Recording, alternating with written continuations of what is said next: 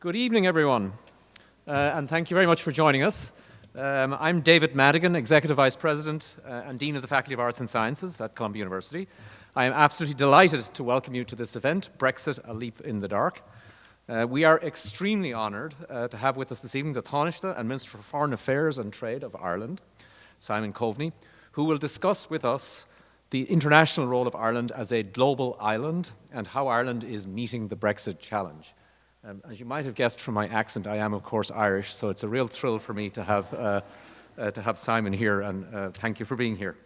This talk could not be more timely. Brexit, the departure of Britain from the European Union, is scheduled to happen in about 1 year from now. And very little is known yet about what exactly will follow, and what will be the framework of the relationship between the United Kingdom and its soon-to-be former EU partners, especially Ireland. Taoiseach Simon Coveney is very well placed to tell us about the challenges that Brexit poses for the members of the European Union and also more specifically for Ireland. He has been the Irish Minister for Foreign Affairs and Trade with responsibility for Brexit since June of last year and became the Taoiseach, a role equivalent to that of Deputy Prime Minister last fall. Mr Coveney has had a very active political career since he was first elected to the Dáil, which is the Irish Parliament, in 1998. Before becoming Foreign Minister, he held a number of important ministerial posts over recent years, including Minister of Agriculture and Marine, Minister of Defence, and Minister for Housing, Planning and Local Government. Taoiseach Coveney, welcome and thank you for being here with us today. I'm also delighted to introduce Professor Adam Tooze, who is the Director of the European Institute here at Columbia, and the Catherine and Shelby Cullum Davis Professor of History here at Columbia. Professor Tooze teaches 20th century and contemporary history. He is the author of numerous books. His most recent one, Crashed, How a Decade of Financial Crisis Changed the World, will be published next summer. Adam Tooze will moderate the discussion and the question and answer session with you, the audience. This event is on the record and being videotaped, so behave yourselves.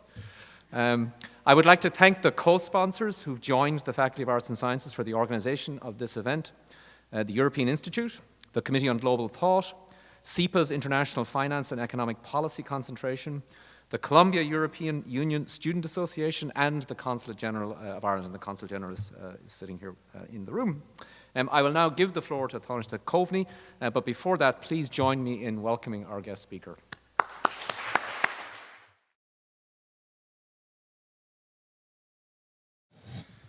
Thank you, David. First of all, it's an honour to be here in Columbia University. What a beautiful campus it is. There's a sense of spring in the air this evening. Lots of people scantily clad on the steps on the way up. And of course, in the middle of this extraordinary international city. It's a privilege for me, and I want to thank Professor David Madigan in particular for his introduction, and of course Professor Adam Tooze and the European Institute for hosting this event this evening. I understand these have been exciting days recently for collaboration between Ireland and Columbia University. Last Thursday evening saw the launch of the first joint degree programme between Columbia University and Trinity College Dublin. The first such programme. I hope it won't be the last. I understand that David also had a hand in this, so I want to thank you again, David. I'm sure it has nothing to do with the fact that you hail from Ireland, and everything to do with the fact that Trinity College is a top quality global university, as of course this one is. We must continuously look for ways to renew and refresh the centuries-old relationship between Ireland and New York. And certainly I think the partnership between our two top universities is a really good way of doing that. I speak to you today at a time of uncertainty for Ireland. Brexit has unfortunately injected much strain into our most important bilateral relationships, that with our closest neighbour, the United Kingdom. Brexit has also added to the challenges we face in sustaining the peace process on the island of Ireland, as we work with the British government to find a way forward in the current political impasse in Northern Ireland. We haven't had devolved government in Northern Ireland now for 14 months. But one thing is clear. Ireland faces these strategic challenges certain in our role as a global island, looking forward, fully involved with the world and remaining at the heart of the European Union. It is through this outlook and positioning that we can best resolve the unprecedented political, economic, social and diplomatic challenges that are undoubtedly posed for Ireland by Britain leaving the European Union.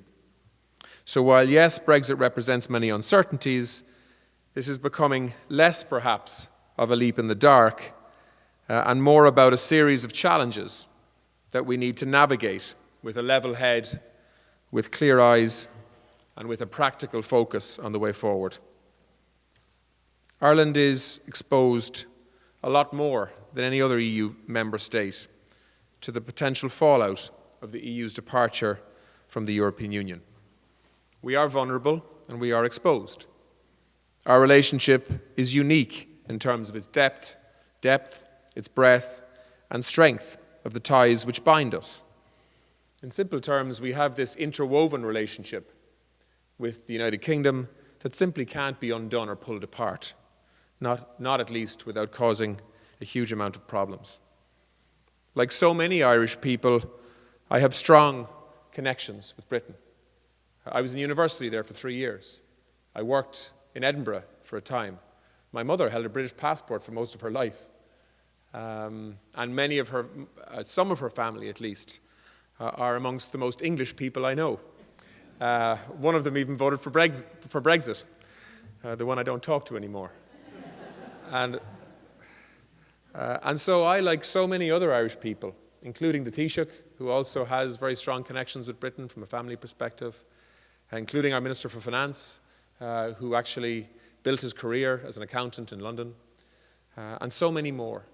I'm one of 7 children, and I think all of us, bar 2, have actually either worked or studied in Britain at some point in our lives. So I'm not one of these Irish people who has some kind of anti-British agenda. Far from it. Britain is a great country. It is our closest neighbour. We have a complex history together, but we also have a very tight friendship. And that is one of the reasons why I see this as such a tragedy for Britain in terms of the choices that they have made. By a relatively small majority, they are deciding to take a radical new change in direction in terms of Britain's place in the world. And I think not for the better. I think in terms of the relationships between Ireland and Britain also from an economic perspective, you need to understand that there is no country that is more reliant on the British economy than Ireland. We have about 38,000 companies that trade with Britain every month. That's about 200,000 people, about 10% of the Irish workforce. There's another 200,000 people on the British side, by the way, who also rely on that relationship. There's about 60,000 Irish people are on the boards of British companies. My own brother happens to be the CEO of the largest Irish company in Britain, employing about 13,000 people. So this is a big deal in terms of how the future relationship may look, whether or not there will be barriers to that trade, whether or not there will be an increased cost to that trade, and whether or not, of course, the nature of it and the volumes of it will change. We have a 65 billion euro, that's close to an 80 billion dollar trade relationship between Ireland and the United Kingdom. 1.3 billion a week in euros. That's a lot of money for 4.5 million people. And so our agenda here is to protect that relationship, that friendship, that political history and continuing good relationship, and of course those trade opportunities that have been hard won. The economic relationship, as I said, is deep and comprehensive. So while our trade with the rest of the European Union is more than twice as great, and indeed the United States is the top source by far of inward investment into Ireland, our overall trade with the UK at 65 billion euros a year is the highest that we have with any country.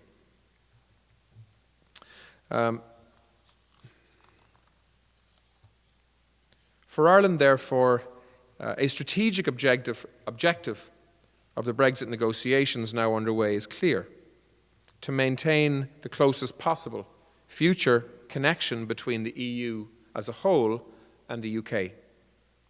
It is in the European Union's interest, and overwhelmingly in Ireland's interests, to have a confident and cooperative United Kingdom on our doorstep. After all, we can't alter the basic facts of geography and history that speak for themselves in terms of that trading relationship. The other key strategic objective for us is to ensure that the outcome of Brexit does not in any way undermine the hard-won gains of the peace process on the island of Ireland, which I suspect many in this audience will be very familiar with, as exemplified by the Good Friday Agreement, which this year is 20 years old. The EU and, of course, the US played a pivotal role in this achievement, together with the British and Irish governments. And the agreement was endorsed by huge majorities in a referendum in Northern Ireland, where 71% of people voted in favour, and in the rest of Ireland, where 94.4% of people voted in favour. We therefore all share the same goal of protecting the Good Friday Agreement and the principles of power sharing and strong north-south and east-west relations at the heart of that agreement, which quite simply is the foundation upon which a peace process and a better Ireland as an island has been built. Despite recent setbacks, the east-west relationship has come a very long way. There is no doubt that our common membership of the European Union has contributed significantly to warmer relationships between the two islands.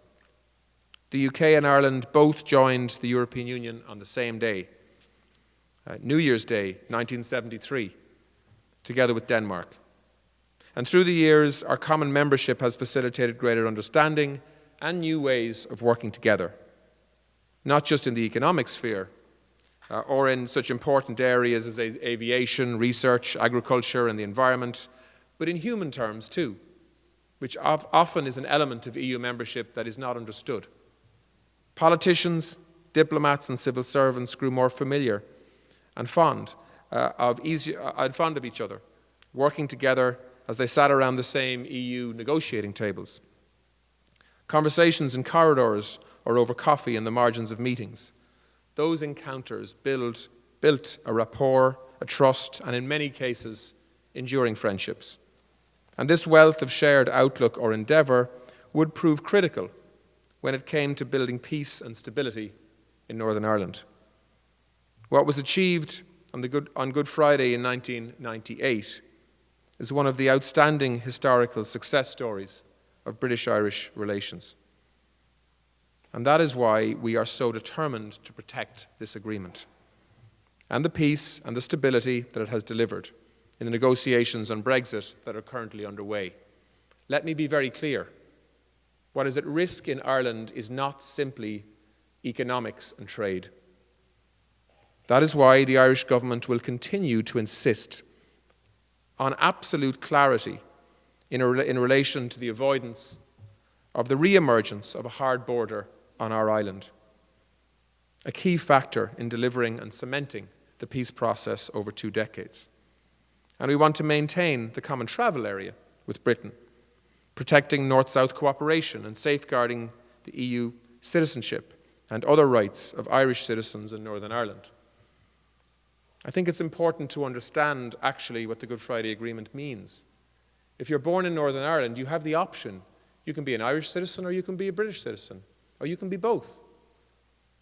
Now that's going to become a bit more complicated, because if you choose to be an Irish citizen, you're also going to choosing to be an EU citizen. And under the Good Friday Agreement, it is very clear that people cannot be discriminated on the basis of who they are and what their identity is. And therefore, if you choose to be an Irish citizen and choose to be an EU citizen, well, then the rights that come with being an EU citizen have to be safeguarded in the context of Brexit. And what makes that complicated is that when or if the United Kingdom as a whole, including Northern Ireland, leave the European Union, well, then people born outside of the European Union will have a birthright, if they happen to be born in Northern Ireland, to EU citizenship and all that comes with that. The free movement across the single market, the right to be educated, to work, to take pensions with them, and all the other things that EU citizens enjoy across the European Union as a whole. And of course, if you choose to be a British citizen in Northern Ireland, none of that is necessarily the case. And so the potential for friction and for a different set of rights depending on a person's identity and who they choose to be, whether that be Irish or British, is now going to be a lot more pronounced than it was previously. You see, a lot of what happened in Northern Ireland, and indeed the relationship north and south and the island of Ireland, was made a lot easier by the fact that both jurisdictions were in the common travel area, obviously, but also within the single market and customs union and European Union, which gave a common rule book and regulatory environment for business and trade and movement and so on, north and south of the border. That is why today, for those of you who are familiar with agricultural terms, there's 100,000 store cattle produced on small farms in the west of Ireland that get taken across the border to be finished in Northern Ireland. There's 500,000 lambs produced on farms in Northern Ireland that will come south across the border to be slaughtered. 40% of the milk produced on dairy farms in Northern Ireland, which is a big part of farming income in Northern Ireland, gets processed south of the border. Because effectively there is no border, or at least no visible border or no barrier on the island of Ireland, north and south, any longer. That has been a hugely important byproduct of a peace process that's worked. And that is why the idea of a new border re-emerging, because Northern Ireland, as part of the United Kingdom, may be part of a different customs union or a different common market, is a frightening prospect for many people who live in those border counties or who rely on that freedom of movement and trade that we enjoy today. Because the imagery that conjures up in their minds of soldiers and razor wire on the borders from a very different time in Irish history is one that they do not want to be reminded of, and they will not accept a going back there, even though those type of security border checks are not in prospect here. But that isn't so much the point. It's important to note that while the European Union is not, in fact, mentioned a whole lot in the Good Friday Agreement, that was because the membership of both the UK and Ireland, and hence the two parts of the island of Ireland, was really taken as an absolute given. Nobody thought that the Good Friday Agreement could potentially be undermined by either Ireland or the United Kingdom leaving the European Union. It was a prospect that just nobody planned for. That common membership has endured. That very many areas of north-south cooperation are also supported by or rely on in terms of a framework of international law. This cooperation between North and South has contributed greatly to the normalisation of relations on the island of Ireland, bringing significant economic and social development, particularly in the border region. Non-discrimination and the protection of human rights have been reinforced in many ways by the obligations that come with EU treaties. The EU has transformed my country, but it has also been a largely invisible, but at the same time hugely powerful force in terms of progressing and supporting a peace process also. And the European Union has given financial support to the projects aimed at fostering reconciliation and cooperation within Northern Ireland between both parts of the island. With the long-standing common travel area between the UK and Ireland, the creation of the EU single market and the removal of customs posts and the dismantling of security posts made possible by the Good Friday Agreement, the trading and political border in Ireland has, as I said, largely become invisible. As you cross it, road signs change from kilometres to miles, or vice versa. Otherwise, you'd be blissfully unaware that you're actually travelling from one jurisdiction into another. There are no customs or regulatory obstacles, and people living near the border on either side can move back and forth across it without halt or hindrance, whether to shop, work, be educated, retrieve medical treatment, or visit friends and relations. It's simply not there. We want to ensure that none of these enormous advances are halted or reversed as an unintended consequence of Brexit. We cannot see the clock turn back, as I said, and I know that the British government also shares this objective. But the British government has many objectives linked to Brexit. But that doesn't mean that they're based in reality. And hopefully we'll have an opportunity to tease through some of those issues during the questions and answers later on. And it's because of these shared objectives, and despite some admittedly difficult conversations along the way, that we were able to reach an agreement between the EU and the UK at the end of last year, a political agreement. This includes maintaining the common travel area. And just so you know what I mean by the common travel area, the common travel area has been there since the 1920s, since Irish independence. The common travel area allows British people to move in Ireland and Irish people to move around Britain. But it's about more than simply movement. It's really a sort of a common recognition of citizenship. So Irish people can go and study in British universities, and the British taxpayer will partly pay for that, as they did for part of my education. And I appreciate that. And there are many British people in Irish universities whereby the Irish taxpayer is contributing towards the cost of that. You can carry pensions between countries, you can access healthcare between countries, and so on. And we have had that special relationship long before the now European Union was even thought of. And so that common travel area, which many people in the European Union only started to enjoy after there was a common market functioning, has been there between our two countries and will endure through and post-Brexit because of the agreement that we have both with our EU colleagues and also with the British government. We've also agreed to protect in full the Good Friday Agreement in all of its parts.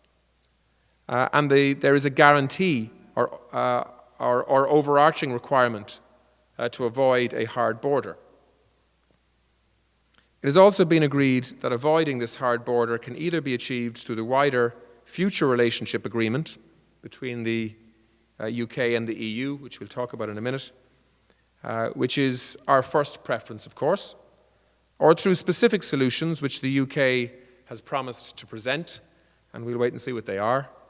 However, if these routes fail to deliver, or specific solutions are not agreed between Ireland and Britain, we have a fallback or a default arrangement that would ensure full alignment with those rules of the EU Internal Market and Customs Union necessary to protect North-South cooperation, the all-island economy, and the Good Friday Agreement. In other words, we insisted before Christmas that if the process of a negotiated future relationship between Britain and the United Kingdom was to proceed, well then we had to have a backstop, a floor below which we could not fall in the context of these questions around the protection of the Good Friday Agreement and the maintenance of a largely invisible border on the island of Ireland. And what we said, and we were criticised heavily in the United Kingdom for this, but supported absolutely by the other EU member states. What we said was, of course we want to move on to talk about future trade arrangements and so on, but we're not willing to do that in the dark, not knowing what the unintended consequence may be if we don't get what we would like to get out of that negotiation. And so we've said, we will only facilitate that if you give us a guarantee that in worst case scenario, if there isn't an agreement that solves the border issues on the island of Ireland, well then you will effectively ensure that the rules of the single market and customs union apply to Northern Ireland in the same way as they do to the rest of the island of Ireland to ensure that there is no border checks. And there was some reluctance to give that assurance, but it was given. And we do really appreciate that because we know that that was not easy for the British Prime Minister to do that and to persuade her cabinet to support it. And Ireland and the government appreciates that commitment, and we intend on ensuring that that commitment remains intact. This is why the December agreement was so significant. For the first time, it outlined not only the aspiration of avoiding a hard border, but also the mechanisms by which this could be achieved. This was a testament to the hard work of a number of politicians and officials, but also to the quite remarkable solidarity and support of other EU member states and of the EU institutions and their leaders, who simply agreed that we would not move on to what's called phase 2 of these negotiations unless and until this issue was settled. It has been shown that Ireland's interests are indeed Europe's interests in this case, and Ireland has never felt more European as a consequence. And I'll come back to this later. And now we have moved to phase 2 of the Brexit talks, which everybody welcomes, including ourselves, with the focus on translating the December commitments, as well as those made by the UK on other issues, by the way, into the legally binding text of the EU-UK withdrawal agreement, the draft of which we should see in the next week or so. This is a complex exercise, both legally and politically, and no doubt there will be bumps along the way. We are entering another critical period now.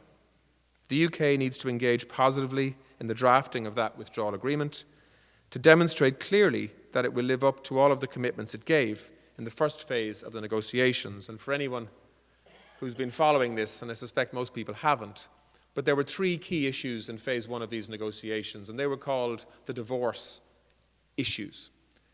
One was citizens' rights. So for EU citizens living in Britain today, where do they stand in the future when Britain leaves? Do they need to get work permits, visas? Can they leave and come back again? Can they bring family members to join them? These were practical things that people felt very exposed and vulnerable towards. And likewise, of course, British citizens living in other parts of Europe. Lots of British people living in Spain and Portugal and France and other parts of Europe. And they needed to know what their rights were. And we've settled those issues. The second issue was what's called the financial settlement. So the way in which the EU functions is that they budget on 5-year cycles. It's called a multi-annual financial framework. And so Britain has committed to contribute to the EU budget right up until the end of 2020. But of course, if it leaves before then, does it continue to follow through on its financial commitments to a union that it's no longer a member of? And this caused, as you would expect, quite a lot of tension, because on the EU side, if they didn't fulfill those financial commitments, well, then there was going to be a hole in the EU's budget. And the EU, in simple terms, said, well, look, whatever about Britain leaving the European Union, which we don't like, we're not going to ask member states to financially pay for that in terms of the financial commitments that have been made under that budgetary cycle. And so there is now an agreement in terms of Britain's financial contribution through what is going to be what's called a transition period after Britain leaves, but it's a sort of a preparatory period for the new realities to take effect over time. And of course, the third issue was Ireland. And there were a number of Irish issues, but the border issue was the most difficult one, which I've referred to already. It'll be for the European Council meeting next month to judge, from an EU perspective, whether there has been satisfactory progress on delivering on these commitments in relation to the withdrawal agreement, which essentially is putting the political commitment of before Christmas into a legal text now to make sure that it actually happens. So that the work can be taken forward on the finalisation of what are called transition arrangements and on scoping out the framework for the EU's longer-term future relationship with the EU. I'm confident a transition period which sees the EU remaining as part of the single market and customs union until about the end of 2020 can be agreed between the two negotiating teams. This is a vital reassurance for businesses to provide predictability and certainty for the road ahead. So in other words, we need to avoid a cliff effect here. What we don't want is this time in 13 months' time, when Britain leaves the European Union formally, that all of a sudden everything changes overnight. Businesses aren't ready for that, particularly if that's going to be quite a dramatic change in terms of how we trade and the rules that determine that. And so we have agreed that there will be a transition period of about 2 years, whereby essentially nothing will change in terms of trading relationships.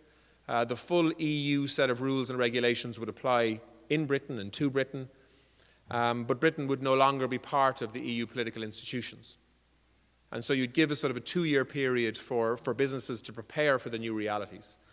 But in truth, That 2-year period is going to be needed for the extended negotiating period that I believe, and I think everybody believes, is now going to be needed to negotiate the detail of some form of future trading arrangement, cooperation agreement, or free trade agreement, whatever it looks like in the end. As regards the future relationship from 2021 onwards, it's fair to say the cards are still very much in the air, and we are, to be polite about it, waiting to see where they land. There will, in all circumstances, be some fundamental questions that need an answer. If the UK is indeed to enjoy the closest possible relationship with the EU, which is what we would like, its own regulatory rules and structures will need to be, at a minimum, closely aligned with those of the European Union. Can this be achieved? We'll wait and see. How will it be monitored and reinforced? How will disputes, for example, be settled? The European Union has made it very clear in these negotiations it will not compromise on the integrity of the 4 freedoms that make up the rules of the single market: free movement of capital, people, goods, and services, which are the basis of the internal market which lies at the heart of the EU project. Nor can the United Kingdom enjoy privileges and flexibilities outside the EU which it does not have within the EU. Being outside can't be the same as being inside. Contrary to what some might say, you can't simply have your cake and eat it at the same time. In other words, it is not reasonable to expect to hold on to all of the privileges and protections of being inside the tent, while at the same time being outside the tent, negotiating on a bilateral basis to create competitive advantage, to compete with people who are facilitating you inside the tent. Within those parameters, though, I'm sure that the Union will be imaginative and open. Indeed, the growing strength of the EU economy, its new mood of cautious optimism, and the fact that, if anything, Brexit is having a reverse domino effect, should allow it to become more generous. If, of course, the UK can settle on its own approach and bring this to the negotiating table, which, of course, is the big question mark. What does Britain want? We still don't know. 20 months after Britain decided to leave the European Union, in fact, even more. Its inability to do so thus far is, to put it mildly, causing concern and frustration across the European Union and, of course, in my own country, because of the consequences that I outlined earlier in terms of potential outcomes. Theresa May and her cabinet meet tomorrow in Chequers. That's the UK equivalent of Camp David, I think, here, to consider these questions again and what it will definitively ask for in terms of the future EU-UK relationship. I hope the ask is ambitious and weighs accurately the genuine costs and benefits for the British people of the alternative courses of action that are open to them. How is the future UK prosperity best guaranteed? How is the peace process in Ireland best protected? And how does the UK have an honest conversation about the responsibilities attached to seeking the closest possible relationship with the EU? An honest conversation that, of course, has to be first and foremost about Britain's future, but also, I hope, takes into account the responsibility that Britain has in terms of the consequences that their choices will have for their close neighbours and friends. I am not naive about these trade-offs, and I don't think the EU is either. We recognise, for instance, that the free movement of EU workers was a big issue in the UK referendum campaign, and that how this is balanced against continued EU membership of the single market, a single market Britain helped to design, that is a complex question. And just on that single market, it is true that it was largely British genius that made the single market what it is today, which of course means that it's so difficult to understand why so many people are advocating that they leave it now. This is the most successful free market project ever created on the planet. And it works really well. And it is largely responsible for Ireland's economic prosperity and indeed Britain's economic prosperity in the last 20 years. We also recognise, however, that some questions were not as impactful in the June 2016 referendum. And, for example, the question of whether Britain remains as part of the customs union was not, in my view anyway, at the front of people's minds when they cast their ballot. I mean, I think it's true to say that when the British electorate voted to leave the European Union, most people didn't even know what the customs union was. I mean, I think in Ireland, we're now learning about the importance of a customs union. We wouldn't have been even talking about it or considering it before because it just wasn't an issue. Because people took it for granted that we were all part of the same rule book and the same common travel but also common trade area.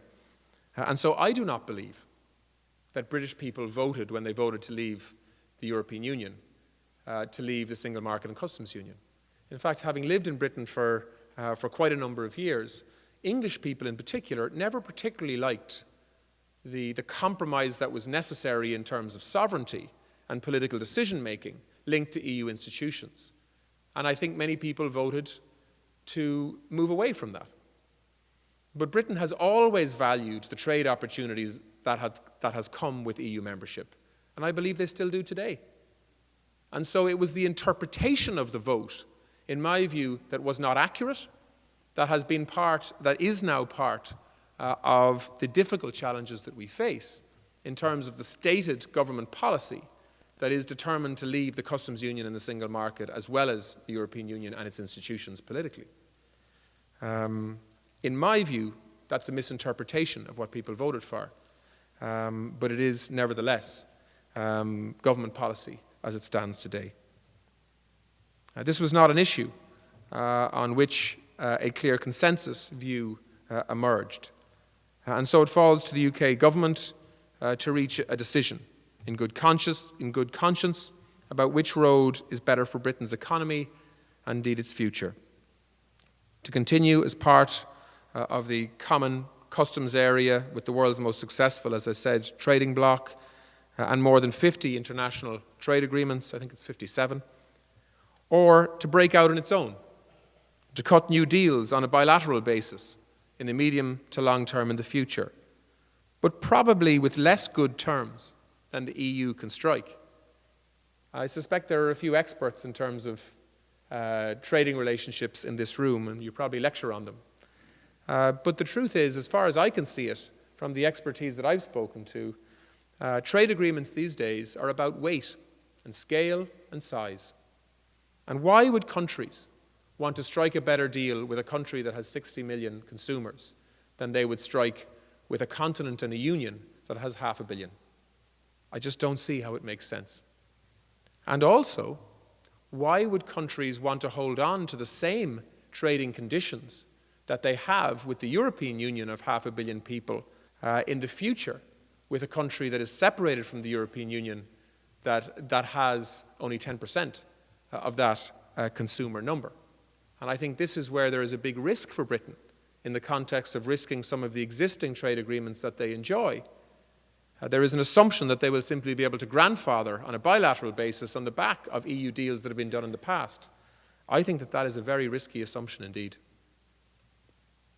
As I said, I hope that the decision particularly is weighed carefully and that the British government listens to the voices, like the voices that have come from the Confederation of British Industry and others, who I think know what's at stake from a risk and trading perspective. I am hopeful that it will be easier to reach agreement on cooperation on issues outside of the trade arena, on issues such as counter-terrorism, combating organised crime, and foreign and security policy.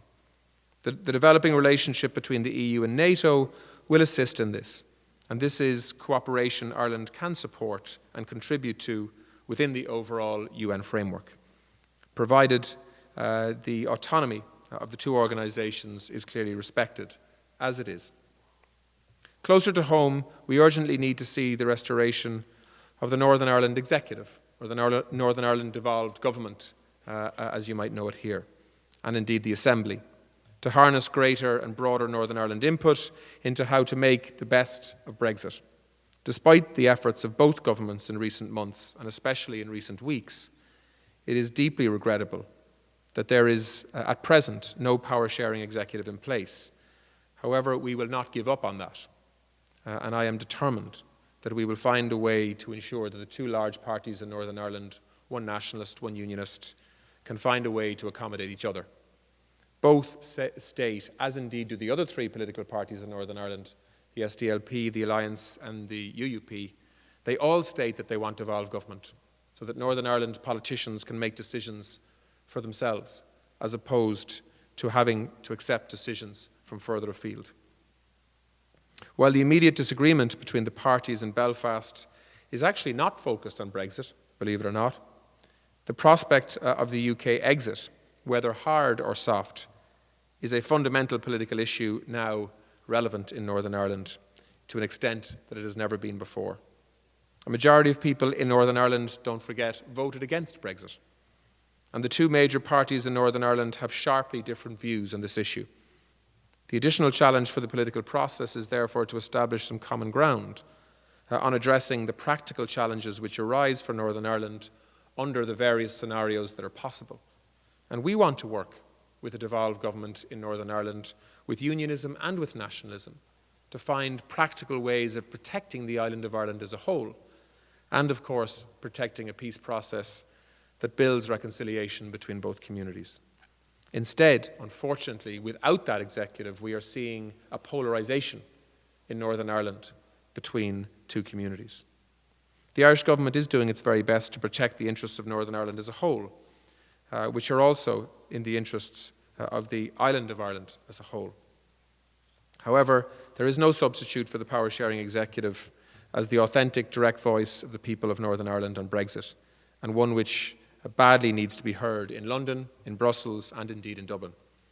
The Irish government wants to work in partnership with the Northern Ireland executive to deal with the many all-island challenges the UK's departure is going to pose. Ireland faces these unprecedented challenges with one absolute certainty. We are more than ever committed to our membership of the EU. This was the existential choice of our people 46 years ago, and it has never been seriously called into question. 83% of Irish voters opted to join the European Common Community back in 1972, which happens to be the year I was born.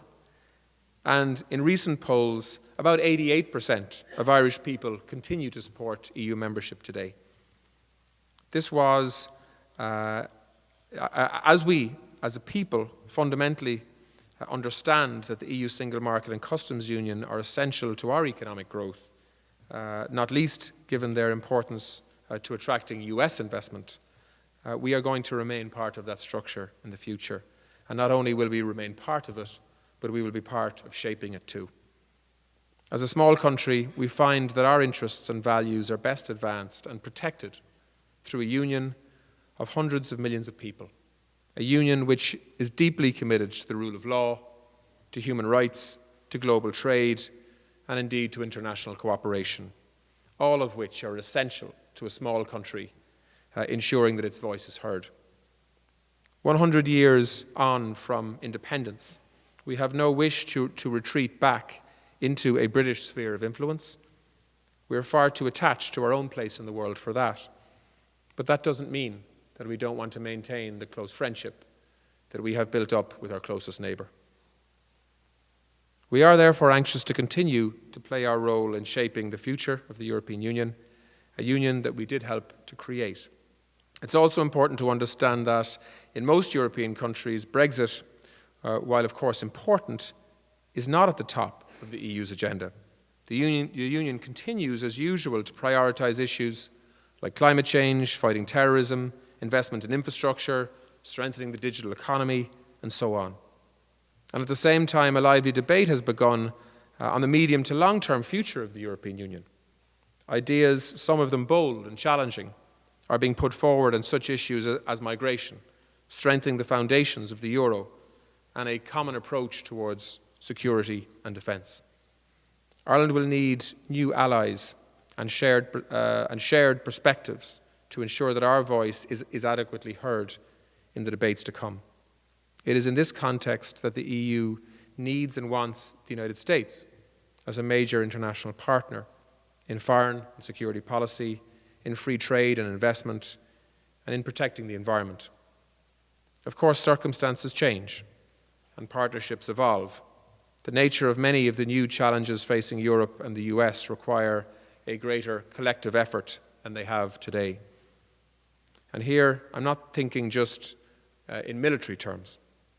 There are many in both America and Europe who feel that globalization has not worked for them, who have had to cope with the relative stagnation in wages over the last 20 years, who see manufacturing jobs as moving offshore, or who see robots or artificial intelligence increasingly stepping into the breach, and who worry about the road ahead. So it is right that we do not assume that we should carry on exactly as before, and that we ask ourselves how our policies need to be adjusted or how key questions need to be reframed. However, I still passionately believe that the fundamentals of our partnership are sound and robust. Brexit will, without doubt, change some of the dynamics within the European Union. We know that the US and the UK have and will continue to have a very strong and in some ways a unique relationship. But these should not be altered or threatened by the EU-US relationship. In the same way, we in Ireland hugely value our special relationship with the US and indeed with the UK, which is strengthened by and contributes to the wider EU relationship. Within the EU, no member state is more committed to free and open trade and investment than Ireland. We can see in our own country the extraordinary benefits this approach has created. Unfortunately, the departure of the United Kingdom will mean the future absence of a very important ally within the EU on economic issues for Ireland. But this makes us all the more determined to intensify our partnership with other like-minded countries inside and outside the Union. This is an agenda on which Ireland and Europe must continue to work with the United States. And I hope, in particular, that the possibility of a trade and investment partnership between the EU and the US can be examined afresh when the time is right. It does seem extraordinary to me, given the commonality between the United States and the European Union in terms of value systems and democracy and so on, that we are not aspiring to creating a much freer trade environment between our two great places of trade. Ireland is an island at the centre of the world and remaining at the heart of Europe. While one close friend is setting off on a different path, the Irish government and people remain confident of the course that we are on, optimistic for our future and determined to pursue the outreach and collaboration which has served us well to date. And we know that the US will be great allies on that journey as they continue to be. Ireland today is the fastest growing economy in the European Union. We are the country that has the fastest growing population in the European Union. We're the country that has the youngest population in the European Union. We are in good shape, despite the fact that we have come through a difficult period over the last decade. We are trying to build resilience in the Irish economy for the future headwinds that we will face, one of them being Brexit. Hopefully, after tomorrow, we will have more clarity in terms of what that challenge may look like, given the discussions that will take place in the British Cabinet. But let's wait and see. I look forward to your questions. Thank you very much.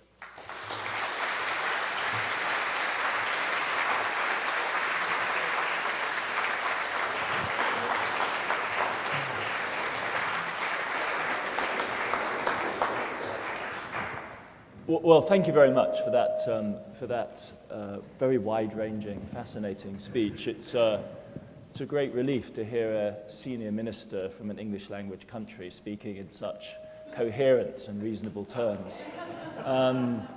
But I wonder, and it may simply come from the mortification of being a European English person at this moment, whether or not you're being a little bit too optimistic. And I wanted to see whether I can tempt you to think about some of the other possibilities. Because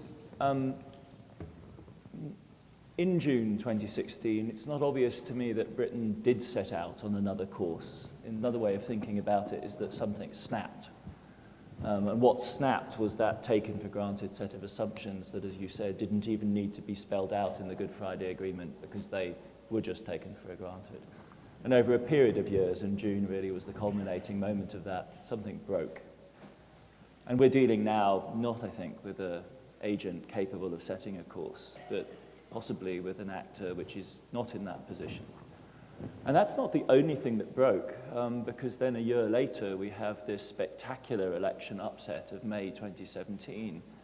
And another thing, barely less inconceivable, happens, which is we have essentially a Tory minority government sustained by the DUP, which is the one party, as far as I understand, that in fact opposed the Good Friday Agreement all the way to the very end. Oh, we've got Big Mike here, so if you can't, that's a sound problem, I'm very sorry. We've got booming mic at this end of the room. Can you hear me in response? Okay. Okay, so what I'm trying to do is to explore the dimensions of the political crisis in Britain and whether or not the extraordinarily reasonable account in this sense of Britain setting off on a different course really captures the reality that we face. One is the question of the June 2016 referendum result and its destabilizing effect. But what I also wanted to push the Minister towards talking about is the question of the May 2017 general election in Britain, which left us with the extraordinary situation of a Tory minority government dependent on the DUP, which is the one political party in Northern Ireland, which, as far as I understand it, was the holdout on the Good Friday Agreement. And even as we're sitting here in the last 24 hours, is feeding off the fringes of the hard Brexit opinion in the Tory party to raise questions about the need to rethink the Good Friday Agreement. Now, that seems to me to be emblematic of a situation which is extremely grave with regard to the coherence of the British political system. And I wonder whether we don't need to think about scenarios beyond that of the reasonable working through of the negotiating process which you were describing for us. Is that going on? Is that something that it's even possible for us to broach? Well, we're on the record here, and you're trying to get me into trouble, clearly. I'm simply trying to conjure up the reality of the situation as it strikes people. Look, we have an extraordinary reality at the moment in British politics. That in the last general election, in my view, British people voted to send a message that they wanted maybe a bit more caution in terms of how the Brexit aspirations would be pursued. And while we got an initial response from the British government after that, the publication of a number of papers during last summer, which I think showed a willingness for more flexibility, we have had a series of speeches in recent weeks that essentially are reaffirming this aspiration to leave the customs union, leave the single market, leave the European Union, negotiate free trade agreements on a bilateral basis around the world, and at the same time asking for frictionless trade between the EU and the single market. Now, that is essentially selling something to the British public that everybody knows who is informed in terms of how these negotiations work, that cannot be delivered. And this is the fundamental problem, that there is going to be a moment in these negotiations when the broader British public realize that actually what they've been sold as possible under Brexit is not going to happen. And at that point, there's going to be a choice, and we're really almost at that choice now, that the British government will have to choose a direction and explain why they're choosing that direction. And the problem for the British government, and it's a genuine problem, is that they have agreed to certain things before Christmas that mean that the parameters of their choice are pretty tight. So, for example, if the British government says and reaffirms its position of leaving the single market, leaving the customs union, essentially looking for a free trade agreement, a little bit like the EU-Canada style free trade agreement, well then borders are a necessity. right? And we have a default position, if we can't agree a better solution politically, that if there isn't a broad trade agreement that means there doesn't need to be any border checks, that to solve the border issues on the island of Ireland, if that can't be agreed, well then the default position kicks in. And of course, if the default position kicks in, it means Northern Ireland is treated differently to the rest of the United Kingdom. I suspect the DUP will not be able to live with that. No, they've said as much. And they've said that very clearly. And many in the cabinet have also said it very clearly. So I mean, we have a fundamental political problem here. Yeah. That what is being promised cannot be delivered. And we have a minority government, and we have members of that government who vote against the government on certain Brexit issues. They've shown that they will do that in the House of Commons. So there is extraordinary uncertainty in terms of what the future holds. I believe the British Prime Minister does want to do the right thing by Britain, and indeed the right thing by Britain's relationship with the European Union and the rest of the world. But she has a cabinet that has very strong views, but they are strong views that are contradictory. Yeah. And so, depending on what minister speaks, you get a very different outlook in terms of what the British government may formally ask for. And the reason why this is all coming to a head now is that the European Union in December agreed draft negotiating guidelines, which is European language for this is what we're going to negotiate for. But they also said that they would update those guidelines in March. In other words, what they said was between December and March, it is time for the British government to decide what they want. Now, the European Union is actually a very predictable animal. You know, it operates on the basis of precedent, and it operates on the basis of treaties, because it is a collection of member states that have agreed to a certain set of rules, and a negotiating team doesn't have a mandate to start cutting deals with a lot of flexibility, because they have to go back each time to get approval for everything they do. So the Michel Barnier task force, who are negotiating on behalf of the EU, have essentially said, look, tell us what you want. We can't start giving you or offering you something that you're not asking for. Tell us what you want by March, and then we will structure the negotiations accordingly. So if you want a free trade agreement like the EU has with Canada or with Japan or with any other of dozen or more countries, that's fine. Ask for that, and we'll negotiate accordingly. If you want something more than that, if you want, you know, a Norway-style relationship whereby Norway essentially mirrors the rules of the single market and therefore trades into the European Union in a pretty seamless way, but is outside of the customs union, so there is a border, we can do that for you if you want. We can do more than that for you if you want to. If you want to be in the same customs union, we will look to redesign the customs union. Because even if Britain said in the morning, we want to stay in the customs union, they can't actually do it legally. Once you're no longer a member of the European Union, you can't legally be in the same customs union as the rest of the European Union. But the EU has made it very clear that they would look to redesign the customs union to incorporate a Britain outside of the European Union, if that's what Britain asked for. But of course, if Britain asks for that, then they can't do bilateral trade deals on their own, on the basis of a different set of rules to the rules of the single market. So there is a choice to be made here for Britain. Is a close connectivity that provides for a seamless trading relationship with the single market, is that what they want? If they do, then they've got to sacrifice some of the other ambitions for this supposed benefit of bilateral free trade deals around the world. If they choose to prioritize bilateral trade deals around the world, well then, they've got to compromise in the customs union. And they keep asking for both. And so the time is now coming where the EU will be firming up and finalizing their negotiating guidelines. And the way the EU works is that once it puts those structures in place, it's a little bit like a train on the tracks. You know, you can choose to go to some version of what Norway has, but a little bit more, or some version of what Canada has, and maybe a little bit more. But once you're on that train track, it's very hard to get off it.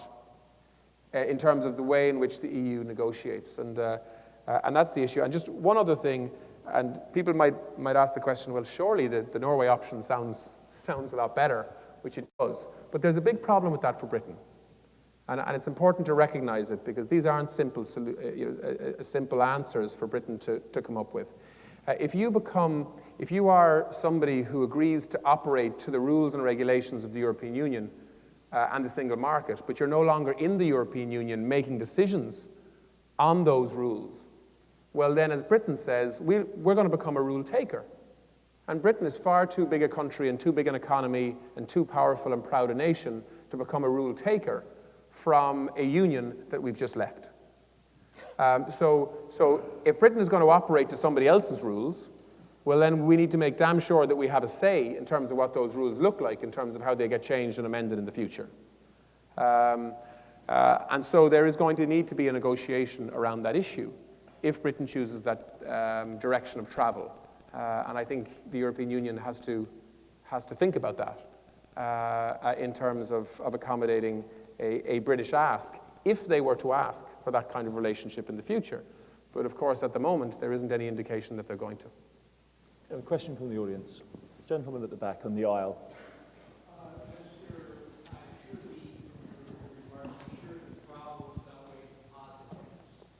Where does Ireland stand to benefit by Brexit? Like, this is a pretty dark cloud, hard to find silver linings.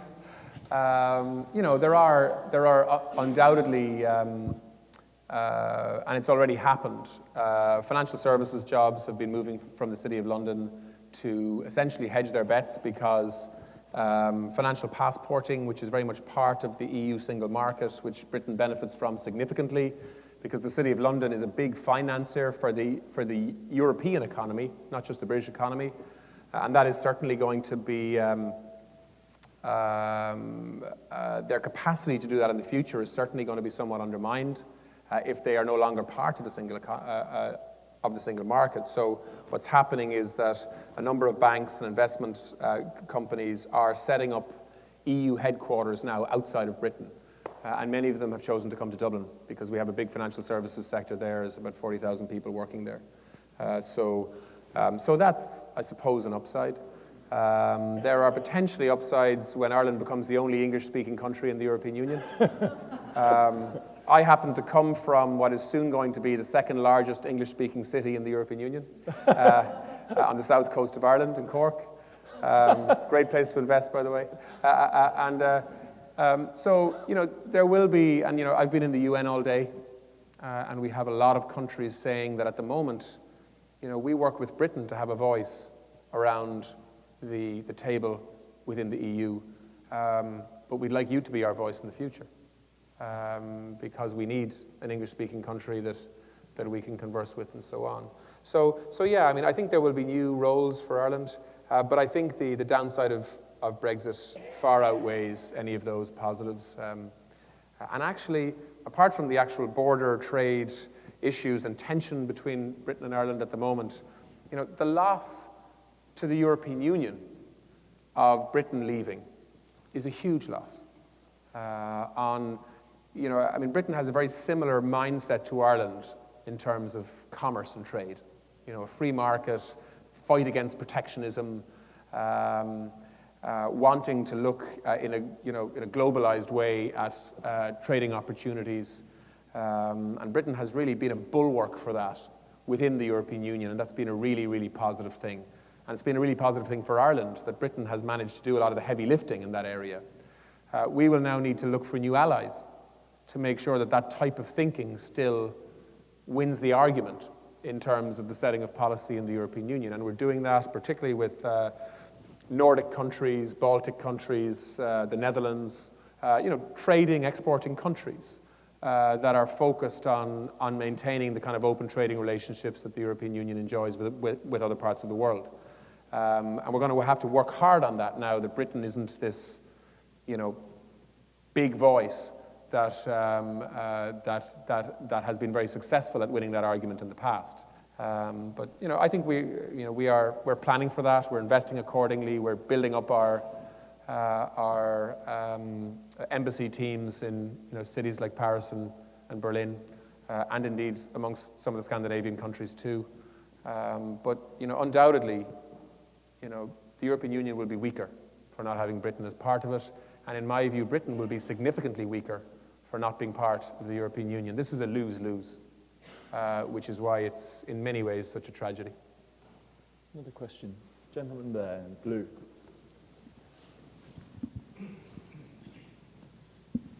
Hi, thanks very much for coming to talk, Minister.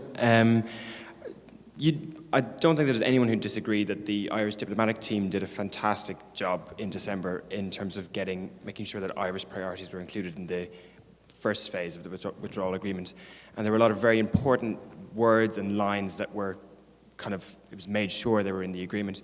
But we were living in London until January, and a lot was made about another line in that agreement, which is that nothing is agreed until everything is agreed. And it said that, I think it says in the line that everything else in the agreement is underlined by this. So given the current political volatility, we'll say, in the United Kingdom, I was just wondering if there's could you even speculate as to what would happen if they just left the negotiation table, which a lot of people are pushing for at the moment? Yeah, that's possible. This is pure speculation on my behalf, but I don't believe there's a majority in the House of Commons that would support that. But maybe they would. If British people and British politicians felt that the EU was being totally inflexible and unreasonable, which I don't believe the EU is being, by the way. What the EU is being is absolutely consistent. But sometimes, you can keep knocking on a door, but if you know it's not going to open at any point in time, you can't keep saying that it's unreasonable that it's not opening. That's the rules of the game. I often ask British friends of mine, and I have many, how would they feel if this was another country leaving the European Union? Britain is a rules-based country. And I can guarantee you, if this was France leaving, if this was Spain leaving, if this was Italy leaving, if this was Greece leaving, Britain would be first in line to say, the rules are the rules, here's how it works. If you're leaving, you're leaving. We'll do what we can for you, but you've made your own bed. And that's what's being said to Britain right now, but the response, and to be fair, I think some of this is linked to the British media coverage of the EU for many years, which is downright irresponsible and often downright inaccurate. And it has turned very reasonable people into total Eurosceptics and Eurocritics, which is a huge frustration. And actually the opposite is the case in Ireland, where actually the European Union gets a pretty positive press. But in any political agreement, there's always that caveat that nothing's agreed till everything's agreed. So I wouldn't read too much into that. What we're doing at the moment is putting the political agreement of before Christmas into a withdrawal legal agreement now, which I think will also cause some tension. If you follow this, as I suspect you might, given where you come from, in the next few weeks, I think we'll have some difficult political discussion and debate around the wording in that withdrawal agreement, because it crystallizes the issue, which is always difficult for politicians, because when there's vagueness and ambiguity, it allows politicians to talk in versions of grey rather than black or white. That's not the way the legal world works, and that's why turning a political agreement into a legal withdrawal agreement, I think, will be difficult. But there is always the danger that the British government will say, look, we can't be having any more of this. Britain is a big enough and powerful enough country to go it alone. If the European Union isn't going to give us a reasonable deal, well then, this is over. If that were to happen, well then, essentially, WTO rules kick in. Which in worst case scenario would mean tariffs and borders and barriers, checks. Of course, Britain would have the option to reduce or waive some of those tariffs, which I think they would do. particularly in some of the sensitive areas like agri-food and so on. But I think there would be a real and fundamental political problem with that course of action, because I don't believe, having been over to Westminster on many occasions now, I don't believe there's a majority in Westminster for Britain crashing out of the EU. I think the consequences for British business would be extraordinary, and for Irish business, for that matter, in the short term. And I don't believe that would happen. I think it would trigger a general election. But that's just political speculation on my behalf. But when you have a wafer-thin majority and are relying on a conference and supply agreement for that majority, and you know that there are quite a number of people in your own party who will vote against the government on Brexit issues, because they've shown to do that already, because they just don't believe it's right for Britain. I think changing course radically, crashing out, is not something that will get through Parliament. But I could be proven wrong on that. That's simply a guesstimate. Take one more from this gentleman here. Oh, let's try and stack two. So we've got one here, and then one question at the back. We'll take two more for the Minister, who's got a packed schedule this evening. One of the delicacies of Europe is the rule of unanimity. And I think it took some time to Theresa May to realize that you have a veto right on Brexit.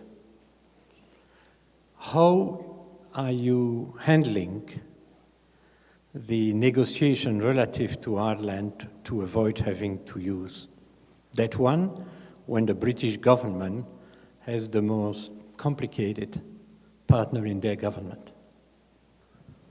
We've got one final question at the back. Has this person got the mic?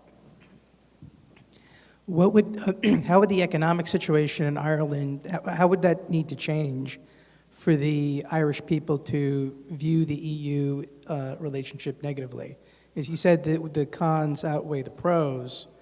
How much trade damage would have to be done for the Irish public to rethink their relationship with Europe? Yeah, let me deal with the easy one first. About 37% of exports out of Ireland are to the EU. About 17% of our exports are to the UK. That doesn't tell the true story in truth, though, because a lot of that 37% is big business, big companies, foreign direct investment, and so the numbers are very big and very important for the Irish economy.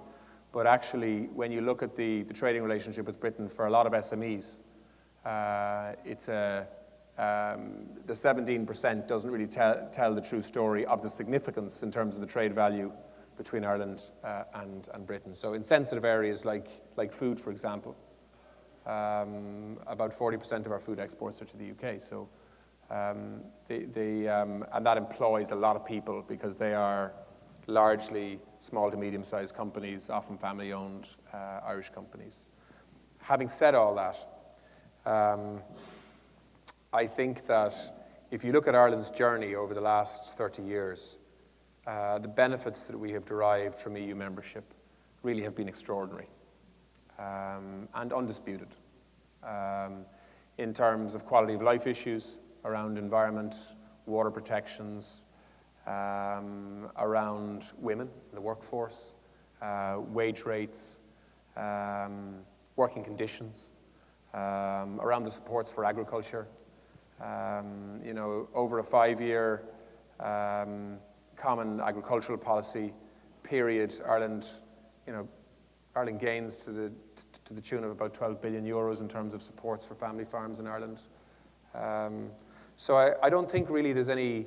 Ireland has been through a very difficult economic period.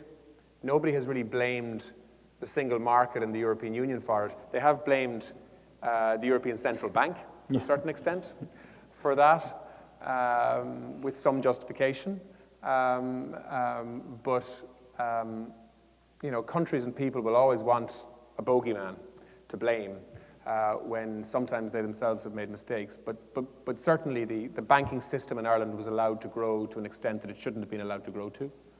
And when that collapsed, it was a very, very painful correction in Ireland. But I think the European Union has learned lessons from that, and I think we can see those lessons are being learned. So I think if Ireland were to go into recession again, I don't think people would see the answer in leaving the European Union. In fact, I know they wouldn't. And certainly I don't think very, very, very few people see Ireland benefiting from essentially following Britain's example and leaving the European Union. I think we are such an open economy now that we rely so heavily on multilateral trade partnerships and relationships. I mean, look, let's face it. Is Ireland really going to be able to do bilateral trade deals with big countries around the world and drive a hard bargain? You know, I think people need to get real here. I think there's a real question as to whether Britain's going to be able to do that, even though Britain has 10 times the population of Ireland. You know, I think that this view that countries can go it alone because of their history and their past, I think I would fundamentally question that. And I think that's why this Brexit journey for Britain might be a more painful one than many British people realize. But let's wait and see. The second question, will Ireland use its veto? God, I was asked that question a lot in December. We didn't need to. There was never a question of it. I mean, we got absolute solidarity across the European Union for the need to protect the peace process in Ireland. And people said, and it was just unbelievable. I was really taken aback by the solidarity. You know, we had people like Donald Tusk, you know, the head of the European Council, coming to Ireland saying, you know, Ireland's problem is Europe's problem. If Dublin says no, this negotiation will stop. You know, and that was a message to London from Dublin, that actually the European Union was going to stick together here. And small countries matter in the European Union. And when a small country like Ireland is as vulnerable and as exposed to the decisions that the British government may or may not make, well, then the European Union was going to stand by us.